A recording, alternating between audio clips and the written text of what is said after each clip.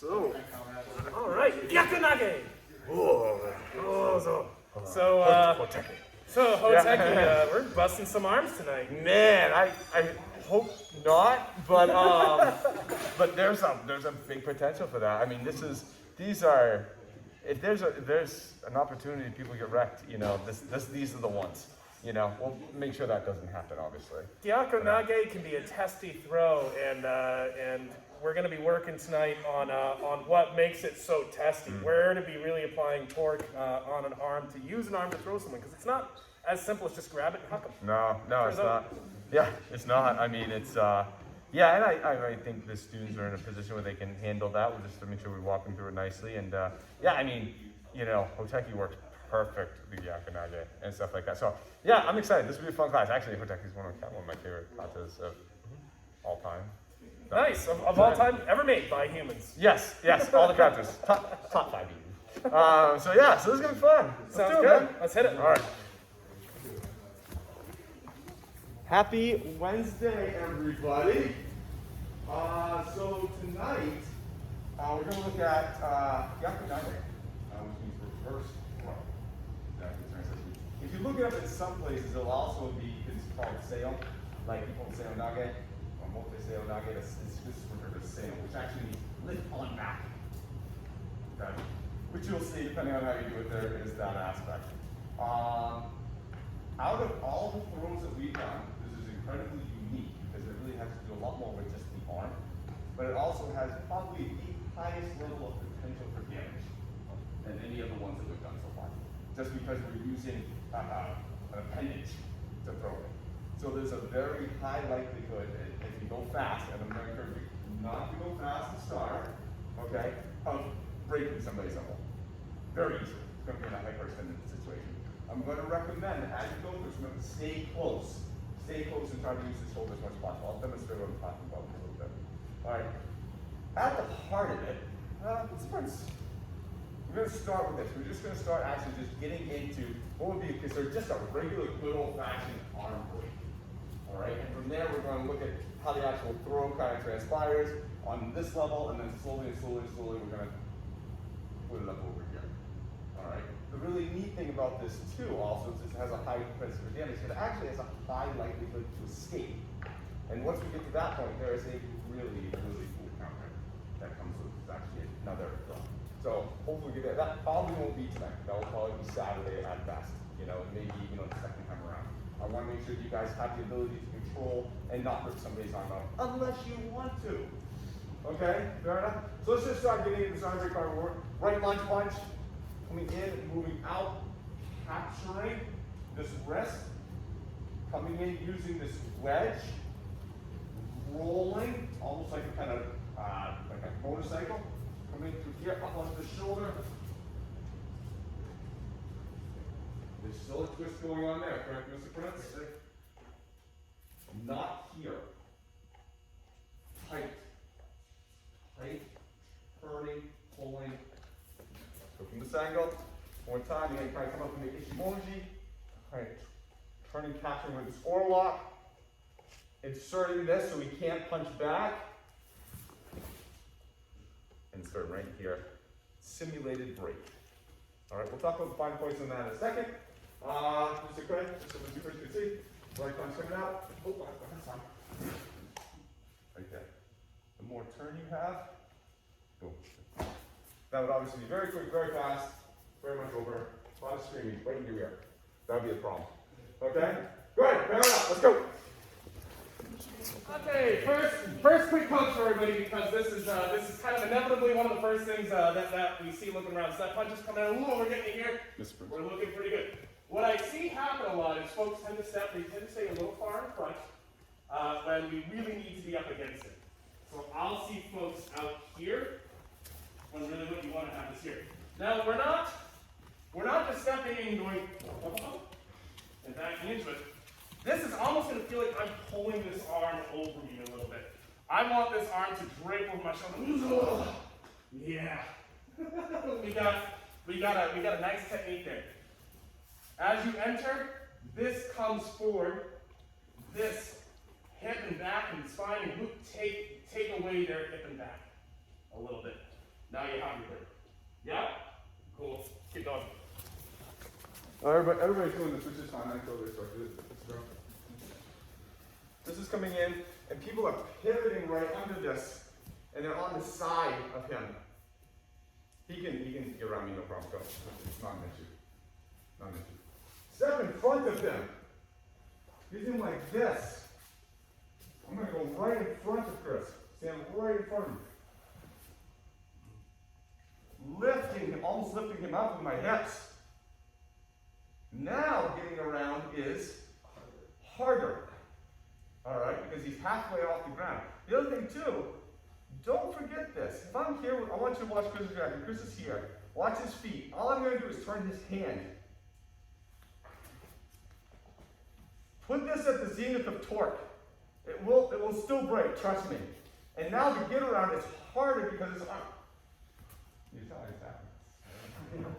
That jump is now harder because he would have to go up and over me now to get away from this. I'm out here like this, just walks right around me. In front of him, without the wrist, has to go up a little bit, but he can still kind of jump around me. Right. In front of him with the wrist twisted, he has to go this way. Put this torque on here. All right, it's very, very beneficial. Okay, so right in front, almost like you're picking him up. And this, that way. It'll make a big difference. Good. Half efficiency. So here we are. I've seen a lot of really swooping this arm down and around. And while that can look big and romantic and nice, I don't want all that extra time for him to maybe figure out that this thing's in danger or potentially punch me in the face. What I'd like to do is I'd like this to feel much more sudden for him. I want this thing to essentially go right to here. So what I mean by that is instead of very big and showy, well, no, we know what you're doing. That's very cool. So does he. There we go. This is much straighter than it looks. Not this. Yeah? Keep going. Quick. Not that.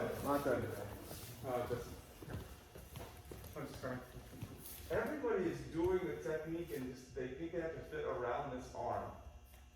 So this arm is like staying in place.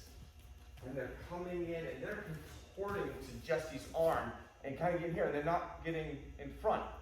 You guys aren't getting in a bad position, but this arm can still move. And with this wedge, it may be beneficial. So if he comes at me again, here, as I step in, I'm going to. That punch is very hard for Jesse now. I get right in front of him, no problem. Notice I'm using this wedge to just basically draw the line through my shoulder. I'm not doing this and picking it up too hard. If this arm's straight, I wedge it in there to get right to the shoulder. But also too, this arm's moving this way. Don't be scared to move it. Alright? Don't think like, he doesn't, Jesse, I'm gonna be really fast. Don't hit me as I turn around and try to get you. I'm just step. This is here. I'm gonna be pushing back on it. In front of me. Don't be scared to move that arm this way if you need to get back in there. But use that wedge to protect against that other punch from coming in. Does that make sense? Okay, go ahead. Switch partners. We're throwing like a lot of little details that you guys are gonna make because you guys are actually doing pretty well. Mr. Adams, Mike say, but we've chatted about this before. So to kind of go along with what Mr. White's saying, we're getting to here, and there's this occasional passivity on this arm. The nice thing about this particular position is that you have a bit of control over him. As I step in, I'm not just stepping in and finding myself in the right position. I'm also pulling him onto myself a little bit. This is going to be pulling up and forward some. The effect is that it sucks him onto my back somewhat. So here we go. Here is that little bit of a pulling feeling. There we go. Now, if I back out, try not to move or fall. You can see, here's where he ends up. I'm seeing a lot of folks ending with their attacker here in this position. And by the time you land, I want him already here. I want him already here. So, we've talked about the whole Santa sack thing before. Now, you don't just like go, and try to get under it. No, you sucker that shirt up onto your shoulder. Yeah? Pull him on you. Take him. He goes for a ride. Go look at a couple different options. So I got a Lynn Jesse or a Jackie Chris scenario going on. So I'm going to play the part of it. And his arm is basically down by my belt, and there's no way I can break. He's just too tall. I have this torque, but I mean, there's just nothing left. So all I'm going to do is I'm just going to turn inside. And this torque on Jesse, I can't do it. I'm going to be down more here. Here, I'm just going to turn this hip inside him. Just break that wrist. Now, other options too for people who don't have that height advantage. You're here, boom. Maybe you don't have it. Doesn't feel off. You think you let off. Fine. Switch to the other side. Break either on this side, boom, and then just from here, just take him down like this. Move it. Gyaku. Kind of reverse grip and move Gyaku. We'll just push back. So, if you're the shorter person, you do both if you're the shorter person. If you're the taller person, you only have one option. I come in here. That's a ton. Just take this in here, get into here, have that arm straight, and just pull it first around. Here, or here. Again, zenith the torque the whole time. So now we're looking at kind of more of a wrist action on this. Can we add a supplemental note to that if you guys were to show it more time?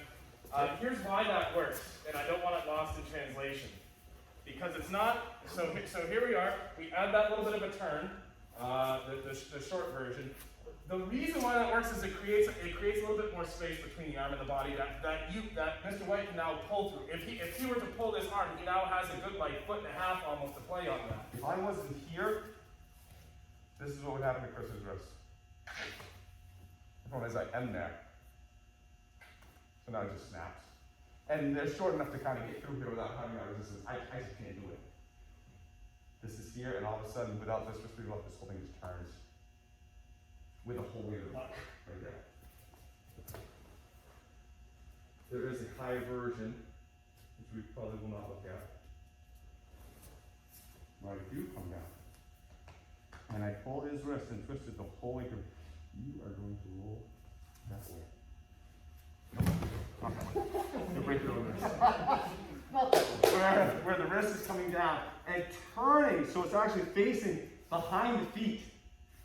And the only way to get out of it is jump, turn, and roll. Forward. Yeah. Can I redeem myself? Sure.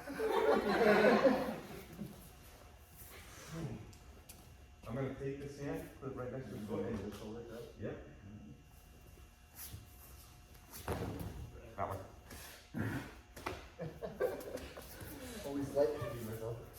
Do a hot turn 90 degrees and go out towards Aaron. Because with the speed of it coming down, you need to adjust for the fact that I'm vacating that spot and get out of there. Very hard. So, let's see what we're doing. We do the small version, you can fall. Great. Get in there. Alright? Do not try the knee one yet, please. 1, 2, 3. And we'll go behind. Okay? Good. So one of the really cool little variations that people are sort of walking themselves into is going across to the opposite shoulder. So they're getting to here, they're moving far across and transitioning this over to the side. From here, I see a few things going south. There's a good way to do this, and then there are ways that give him too much freedom. One is if I let this go, if I drop my arm out of this, all he has to do is bend his elbow. This is now going to have to like totally change. I don't really want the technique to fail. Let's just break the gates down. So we're getting to here. We're dropping this to the outside of our shoulder and upper arm. You still feel pressure on the elbow, yes? Yep. Imagine from here, I'm just stepping a foot that way and pulling to me. I'm going to let go. It could be that easy. easy. To do this gently, and see, here's that pressure, here's that wedge. From here, I'm just applying my arm forward as I bring this down. What he feels is still this. I still want him feeling, or in this case, this. But if you let that arm go, if you don't have that wedge here, this is where he can collapse things and start making life hard for you. And now he's behind you. Please keep that wedge in place if you're going to go to the opposite arm. And if you're going to practice breaking through, let go. Don't break your arm. Don't do that, please. Jesse, watch this. I'm in here, I'm still wedging, I don't have the time, turn my back to Jesse to do that, no way. Instead of having the wedge stop here, I just have it continue along my shoulders to here. Now he's falling off my shoulder. This is a shelf that he was on that I was breaking. And now he's gone off a little bit, so I'll just make another shelf with this arm. Now, Jesse's in this position. The more torque I put on him, watch his shoulders. That's just the wrist. He gets out of it when I let this down. So as long as I keep that arm extended, the more torque I put on his wrist, it turns his shoulders. It like winds them up. So always have that zenith torque on there. It will make it a lot easier for you guys to get through this. Here, there's a relationship. That arm can't, unless there's a couple guys I know that can do this, but not a lot of people can actually have their wrist turn from here to here without having it, just their shoulders pop, their hips forward. You have a massive advantage at that point in time. All right, go for it. Oh, we're going to be like notes rich today. It's going to be like 2.5 hours of notes. Sorry, guys. Mr. Brown, can I steal you? I think it'll be easier to show this with a taller person. So, if you're doing an arm bar, you're trying to send your force straight through the elbow and out the other side. Yeah? So we've all seen this oh sweet, elbow break. If I take this arm and rotate it this way, I no longer have that break. Instead, it's going to roll the shoulder. It's going to do something else. Similar to this sort of situation here, I like making sure I'm breaking the elbow. If you are torquing the wrist, there will be a certain point where that elbow starts to kind of go away, and you either recover it, or you just own the fact that this is more of a wrist twist. Both are good. Both are good things. But be aware that if you want to do elbow break A, but you've turned the arm so much that you no longer have elbow break A, well, cool, you have wrist break D. You have potential shoulder issue C. If you take your own arm and do this, eventually you're going to find a spot, if you're just trying to rotate your arm, where your shoulder will start to roll forward and underneath. Go ahead and do it. I want you to feel this. As you roll your arm, you'll eventually feel your shoulder roll underneath. That's about the most compromised you can be. By the time your palm's facing straight behind you, that elbow break might be starting to go away. Be aware if that's the case, you need the torque on the wrist. You need to maintain that and follow that through. Yeah? Cool. And for you guys who are here, when we looked at Onikadaki, it's right there. They may put themselves right into Onikadaki in that position. You have it. What are you wanting to? Mate.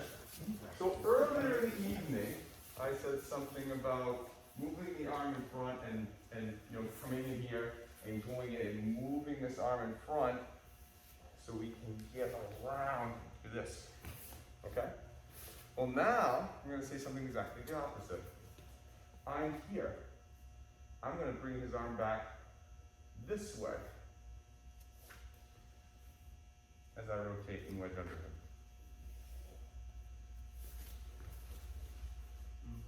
Now I'm taking him this way. And you guys remember where I goes, right? That's the point in time that we would do this. So now, instead of taking his arm from here to here, I'm actually going to take his arm from here to here. I'm going to block his hip and get him back this way. Again, zenith the torque. Hips walking out. We got a nice leg reach, the whole 9 yards. This is not a great position for him. Okay? Just against grip, so you can see. Yes, sir. So he comes in. So instead of coming through and pushing it this way to get in front of him, You see, I'm actually gonna get this wedge in and then pull his arm up over my wedge. Now, if he bends his arm like this, which some people will, awesome. Continue this out this way. Okay? If they don't, then proceed to the break. Make sense? Yes. All right, go ahead. Okay, path of travel, Mr. Matt. Path of travel for this. So there's a few. What we don't want is we don't want it to have a lot of escape opportunity. Correct? Right. What I'm seeing happen is I'm seeing folks' path of travel being a little bit off. Ultimately, his arm's going over my right shoulder. And so what I'll see a lot of folks do is like they'll step in or they'll step out and there's these big arcs and these large movements away from what should be a very small center point of rotation here. We want that feeling of a wedge really maintained here. You can see what Mr. White does. There's no space. Don't believe that. All the friction in the world should be happening here. All the friction in the world. Now we got him. If his arm slits down, we still have our secondary shelf. If his elbow bends, we have omikudaki. If at any point we decide we want to get out of this, we just step out and let the sucker rotate. We'll be all right. But don't take your distance and don't move your body away from him. Stay tight, keep the friction on. Yeah? Keep going. Okay. Really quick. This is more just like a little bit of extra education note for you. Mr. Jesse, all right. So talk about the shoulder for just a second and what we're actually doing here. It's good for you guys to know. When you enter for this sort of throw, you can see his shoulders kind of rolling up and forward a little bit, yes? Does everyone kind of see that? You all feel this, right? That is a vulnerable shoulder that will not have a very strong bicep attached to it. If I roll the shoulder up and he tries to do a bicep curl, it's very difficult for him to do. If I let that shoulder down, he goes to do a bicep curl much easier. So, when you're doing this, you're entering, that shoulder is coming up. And then what a lot of folks will do is they'll let that shoulder back down a little bit as they go through. And maybe you'll save it. Maybe you'll save it. If you get that shoulder in that position, don't let that shoulder back down. Don't let that shoulder go from a vulnerable position to a stable position. We want them unstable and dead. Keep going, guys, keep going. Yeah. Mate. So let's actually get to going with this arm. So we're going to look at Mate. Hoteki from Kotoyu, from the Shodan scroll, called Release and Punch. Literally I kind of see where they get the name, but I feel like you can name half the time. yeah, I know, exactly. So, but this really talks to this Gyaku Nage, and it's going to start really kind of showing you like how to actually throw from it. And it also talks a lot about what Mr. LeBase said about that jamming. All right, so who wants to see it first? It's a lapel grab and a punch. Moving outside. Doko no Kamai, kind of grabbing here, protecting first. Hitting. From here, we're going to turn it into this kosei. This hand's going to come up on the elbow as this hand comes back to the hand. Now, this is a push into this elbow. I am turning this hand and I am jamming up into his shoulder all the same way. He does not have to let go at this point in time. It does not matter. Here. All right, so I have this turn, this push, this jam. He's up on his toes. From here, I walk into Shisen, break the arm. Boom. At this point in time, depending on where I am at, my hanger with him, I'm just going to go down to his Toko Yoshi, extend him. Okay? Pretty simple. All right, in regards to what you guys have been working on. Just come down that angle. Grab. Doko no Kamai tightness in this hand. You give him another hit if you want to. Boom. Here, turning into this kosei. This hand's coming back. This hand's coming. Jamming this because I don't want the follow-up punch. All right. So I'm turning this. Whoa. Get that. At the same time doing it, I'm twisting and turning this to get here. So again, prevent the punch. This is twisting, this is pushing, this is jamming.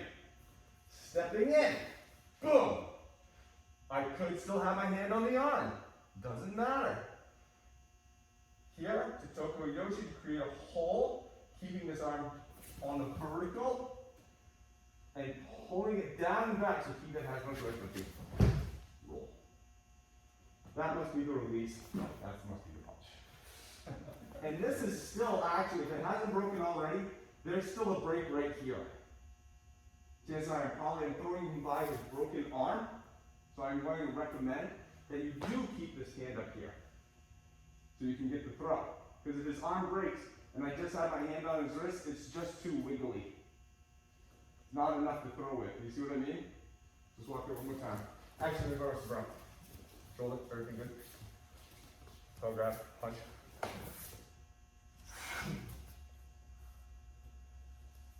Turn, hyperextend, jam, step in. Gotta hold this right here. So if I was here and I already broke his arm, getting back here is now a problem. It'd be hard to throw. I'm gonna keep this, that stacking aspect. There's a tender point in there we can use also. Boom. Still always at the zenith of the torque. Coming down.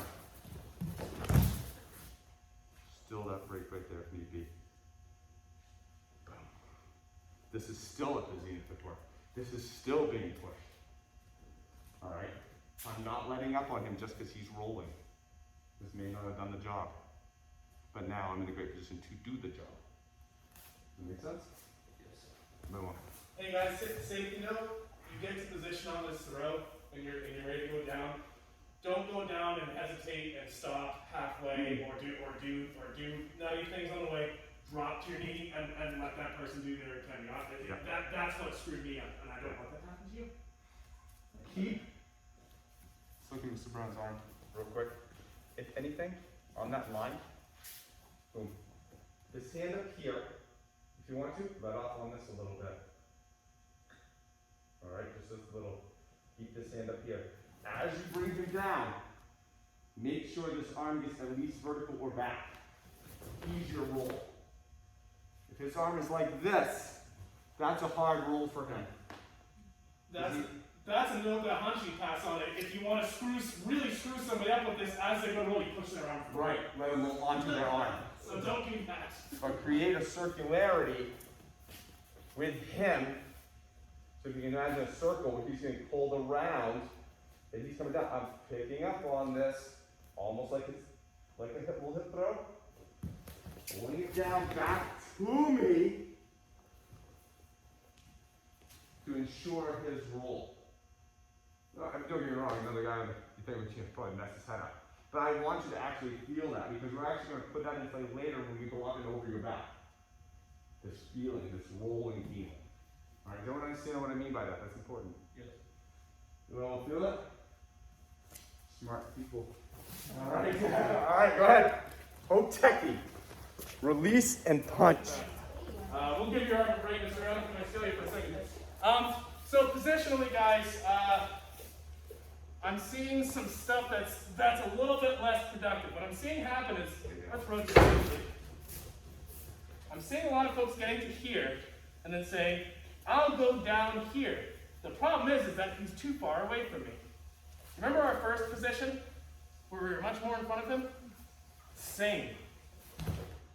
Now he has to go up over that leg.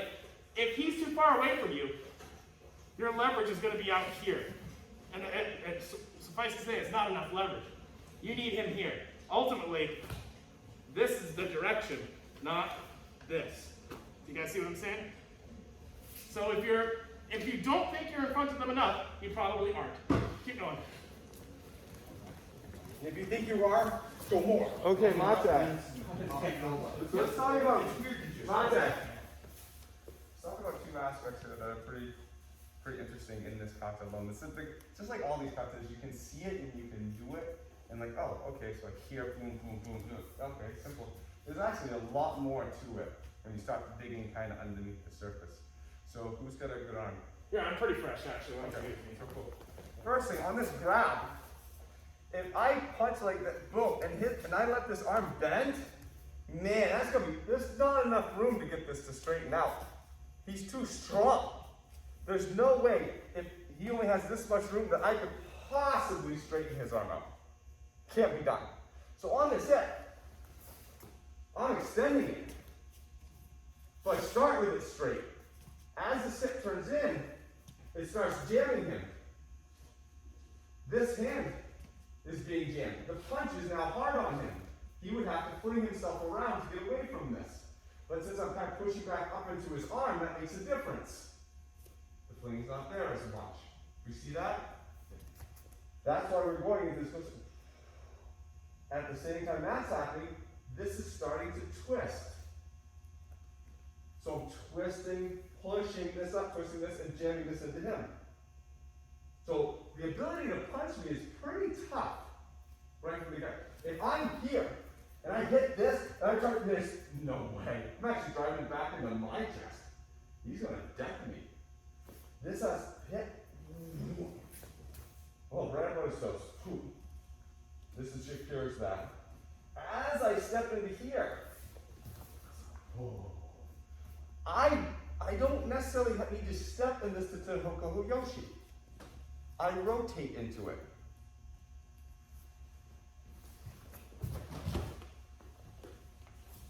The natural turn of my body brings me right to it. I don't want to screw around with this guy. I don't want to have to take steps. He's stronger than hell.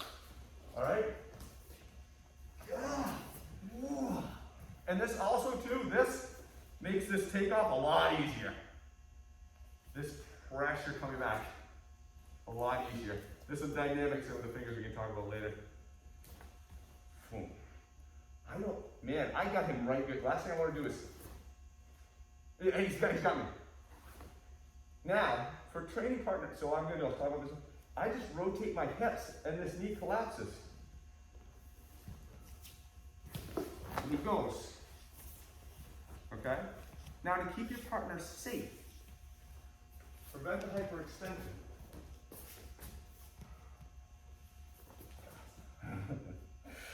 Love you, buddy. Yep. As I go down, the relationship changes and I can actually put his arm right into my chest. From here, I can't hyperextend Zach's arm anymore. This is still tight as hell, guys. It's tight as hell, but I can't break it. I am going to mimic the move I want him to do with my body.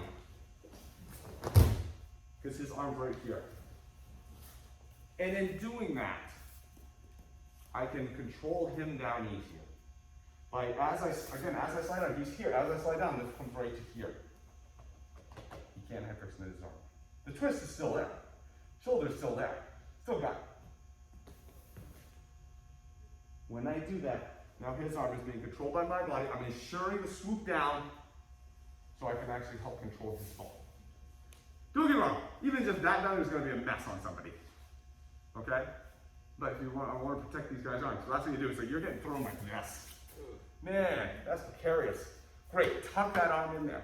Good general rule with these arm throws. If you tuck them against the body, you help prevent the hyperextension of the elbow.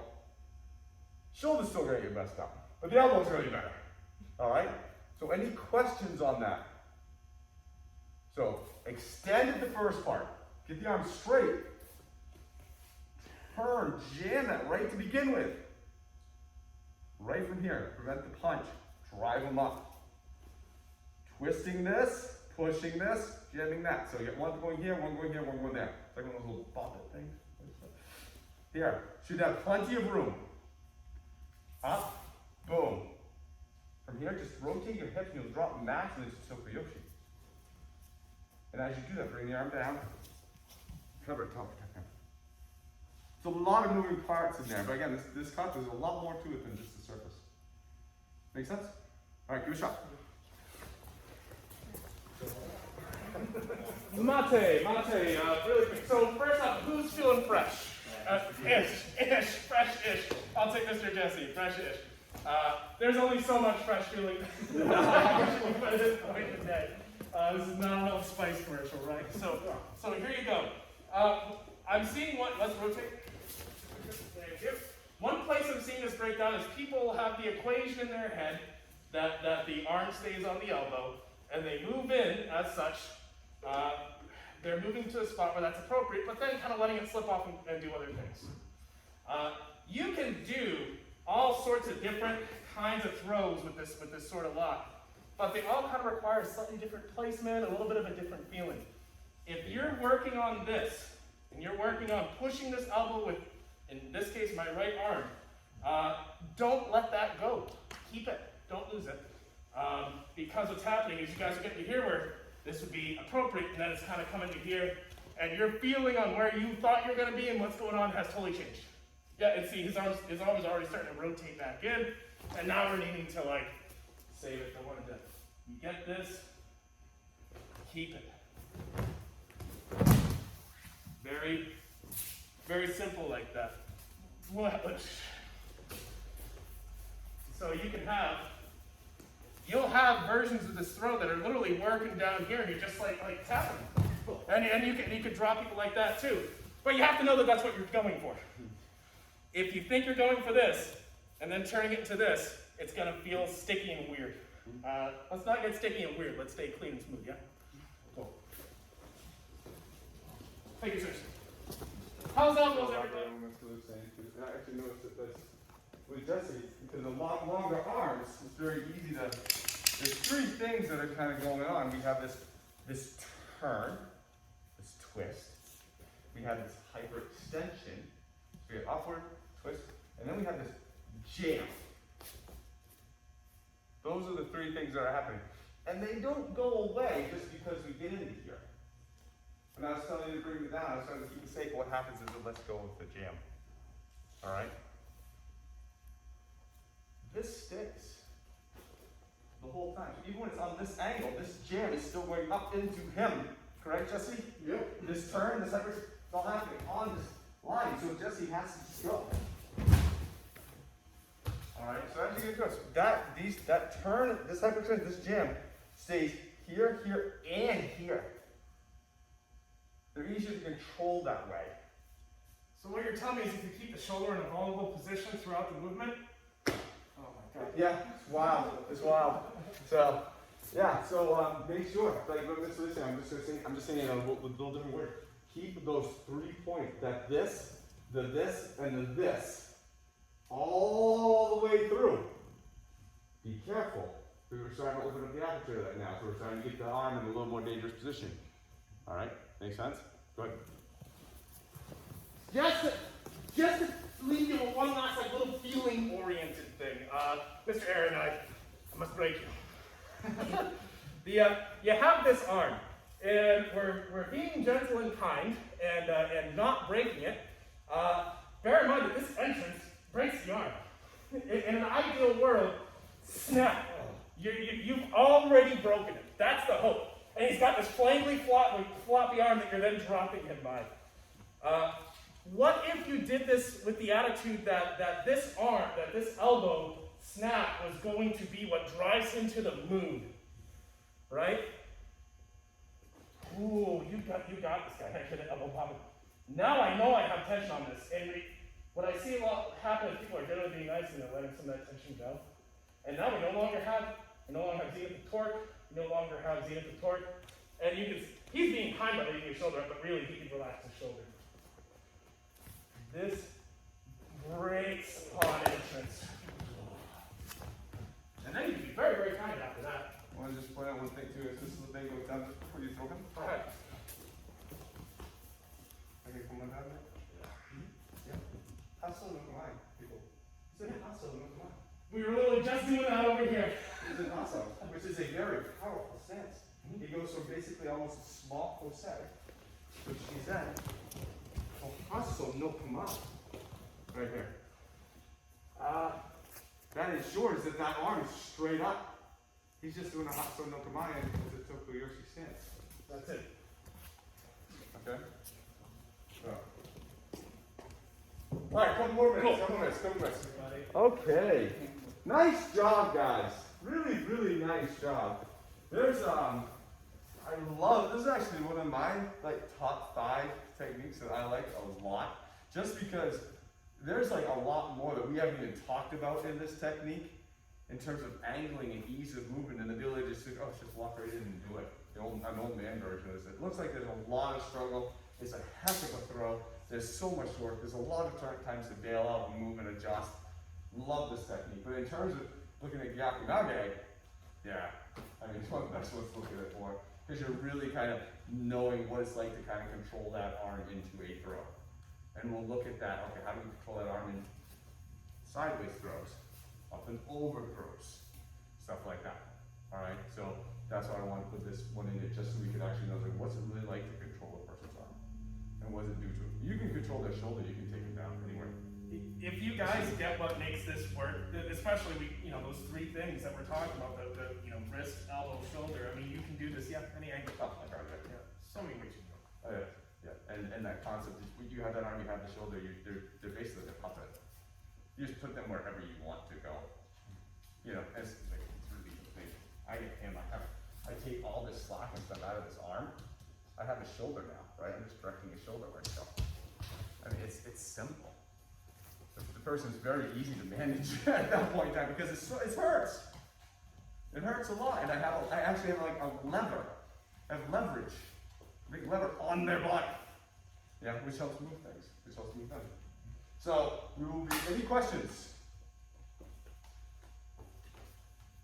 Anna's doing her in the rounds. You guys are standing in out in a tiny circle. Good job. We're doing it again. Good job.